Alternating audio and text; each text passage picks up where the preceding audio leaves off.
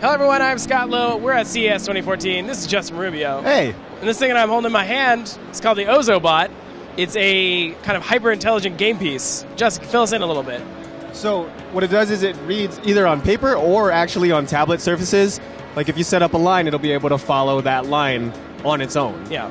They can also set it up to have certain patterns to tell it to actually do things while it's going through the line. Yeah. It has like this little light on the top that'll actually read whatever color it detects underneath it. So it has like this like little tiny camera, and it'll follow these lines pretty aggressively and intelligently too. Like it'll move around to find that line again. Now, just on first, kind of glance or even hearing of that kind of concept, you're like, what good is this? But it kind of expands into a much broader thing in that you can kind of create like, those track racer things we used to have as kids, like like the electric things that kind of run around. Like it's kind of like a super high tech version of that in terms of like you can have two and they will race each other. Right. I mean, even with that, they have like game boards that you can purchase that essentially create a track for them to go across. Yeah. So you can have a tablet integrated into it as well, like, in addition to the panels that kind of form this track. Or on paper, which they showed us as well. They just drew a line on paper. And you could literally just throw it on a big piece of paper and have it race, form a racetrack there. And then the different color codings will actually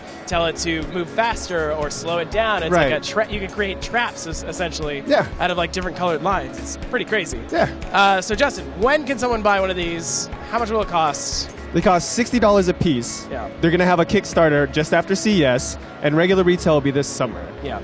But you can also buy like this like kind of track thing, right? Like, right. Yeah. You can buy a track that they said is starting at $125. Yeah. But they're not a simple track. Like, I mean, so I'm not, very savvy to like kind of the children's toy market or anything like that. So I have no idea if this is like expensive or not, but it's pretty cool.